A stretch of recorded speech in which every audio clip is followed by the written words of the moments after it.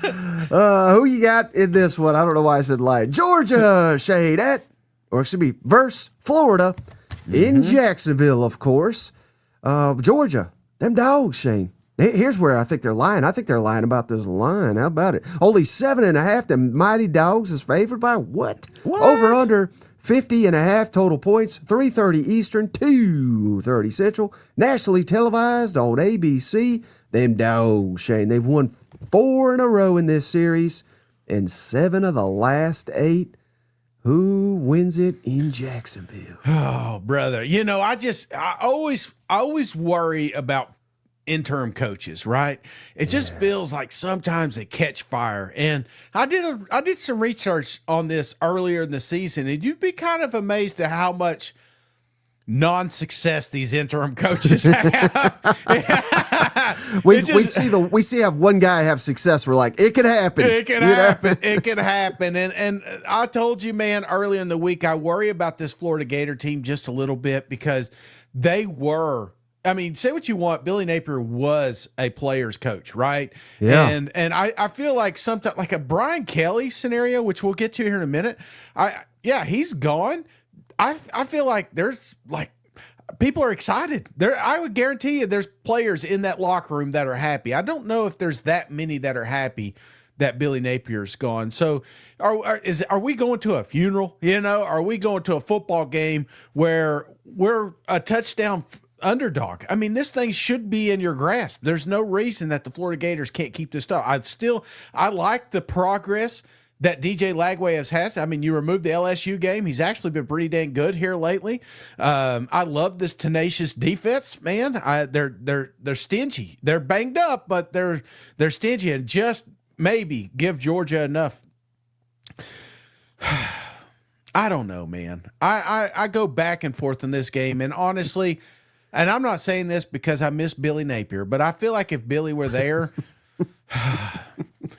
this would have been a closer game, but he's not. So give me Georgia, and I'm not confident this at all, but I feel like this is an opportunity where Georgia can just get that couple score lead and just hold on to it the entire game. Georgia 31, Florida 21. Ooh, 10 points, huh? Yeah. I'm not sold on Georgia's defense. That's the only thing. If Georgia's defense was playing like I thought they were at the start of the season, this should be a blowout, but I feel like they let Florida get back into this one. What do you think, Shane? Do you think Florida fans, what would they rather? They only get one, right? Yes. You get a win on Saturday, or you get Lane Kiffin at the end of the year? Which one? Oh, Lane Kiffin. Give me Kiffin. Yeah. Yeah. And that's saying something because they hate Georgia.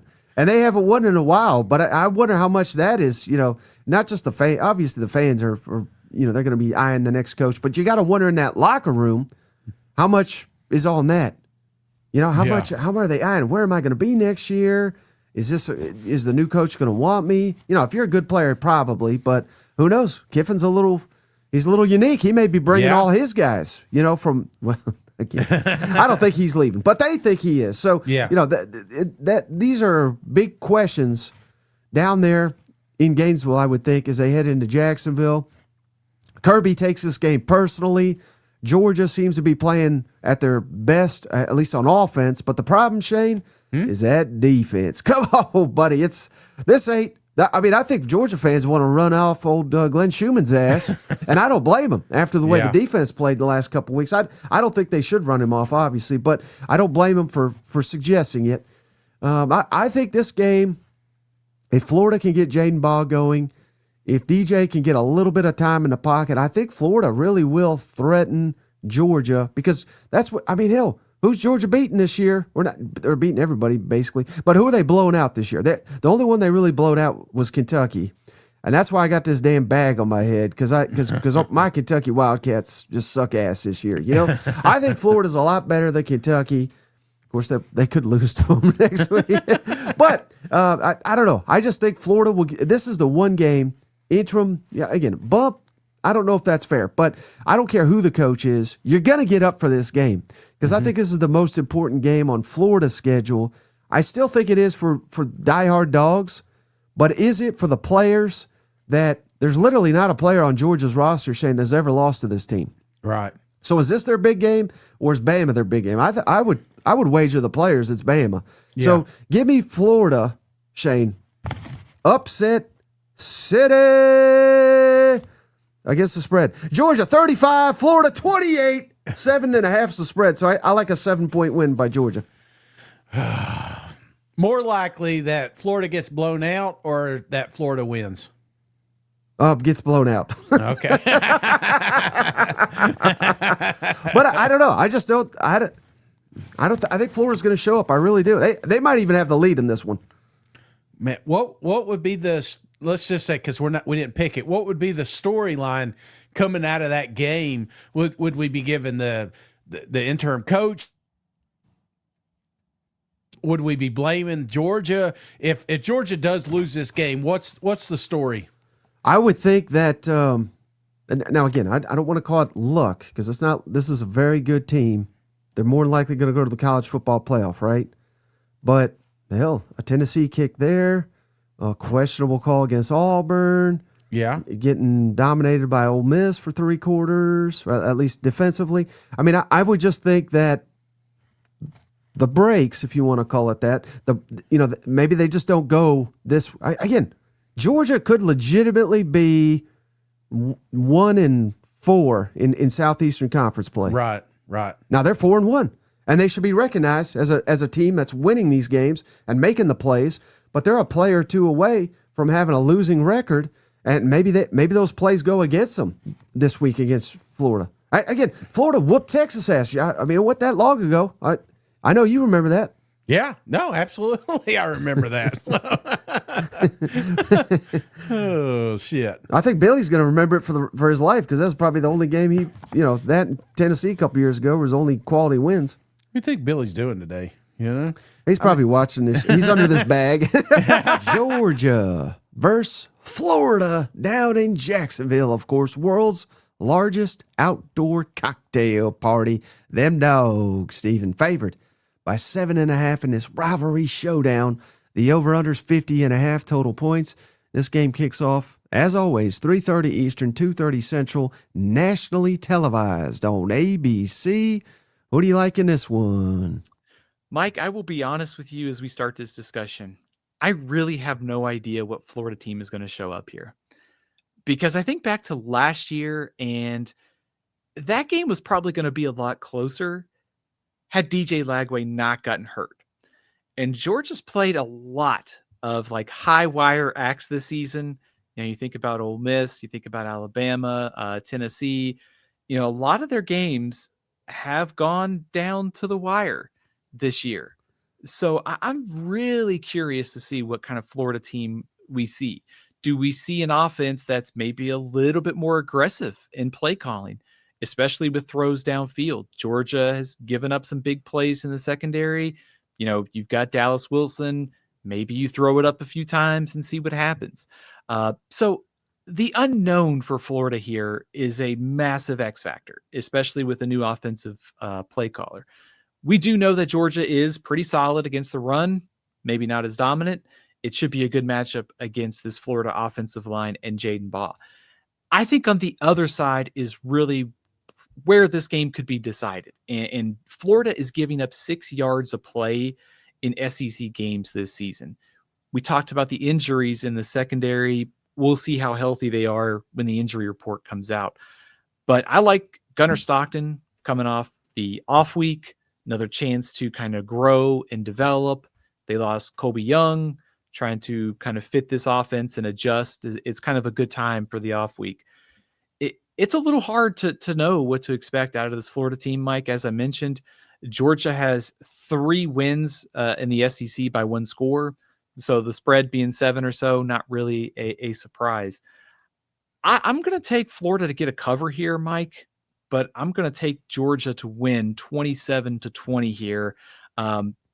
If we had seen Florida once or twice prior to this moment, might have changed my score here. But I think we've seen teams have a interim coach bump, and Florida still has a lot of good players. And with Lagway and some of the potential in the passing game, maybe to hit a play or two, I think they at least get a cover. But I think Georgia wins. Maybe Georgia overlooking them Gators. It's hard to see that with old Kirby. I can't imagine ever in his life he's going to overlook Yeah. Florida. But again, it really doesn't matter. I mean, hell, I don't think any of these coaches ever overlook an opponent. But sometimes I think it's hard to get that into the players' minds, especially when the opposing coach has been fired and Florida's been disappointing this year. So, I can't imagine Ole Miss with literally the playoff in front of them just overlooked Florida last year, but yet it happened. You know what? So, crazier things have happened. We've seen also this year that the trend across the conference has been like parity, close games. And that wouldn't stun me here. Like I said, I'm picking Florida to get a cover here. Do you think I'm crazy taking Florida to cover, Mike? Do you have an idea of what to expect out of Florida on Saturday? No, not at all. Because again, I realize the final score may be slightly deceiving, but if you go back and actually watch that A&M game, they punched them right in the mouth, right? So Yeah. That was a competitive ball game through much of it. The only game they really got their ass kicked was Miami. They should be a lot better. Obviously, that's why Napier's not the coach anymore. But and then again here, Georgia. To your point, every one of these seemingly, except for Kentucky, in conference games have all been. They could have won them all. They could have lost them all. So yeah, I know. I was pumping up Georgia earlier with the number one offense efficiency. That's a credit to them, but it also kind of blows my mind because I don't think of them as like the number one offense in the country. Perhaps they are, but if they are, Steven, I think that gives you a good indication of how disappointing they've been on the defensive side of the football. Yeah. So if we get Jaden Ball going, we've got some receivers now. If we can push the ball down the field, and that's seemingly the strength of DJ Lagway's game when it comes to passing, it wouldn't shock me at all. And who knows, maybe they're a better team without old Billy calling the plays. I don't think would be stunning either. No, it wouldn't be stunning. And I think there's also an opportunity to catch Georgia maybe by surprise early. Maybe you've had 2 weeks to put some new stuff in, Mike. But also, I think we saw DJ Lagway earlier in the year. Like, I don't think he was clearly not 100% early in the season, but it did seem like he got a little bit healthier over the last couple weeks. And then now you add in an off week to get ready for this game. Like, maybe we see an even better version of Lagway than we saw earlier this season. I don't know if we're going to see the high kind of potential we thought this year, just given the time off and the rust and everything. But there is a potential that I think he's getting healthier as the season goes along. And with some of the weapons, Georgia's not as good defensively as we've seen. I think that gives them a chance to at least hang around.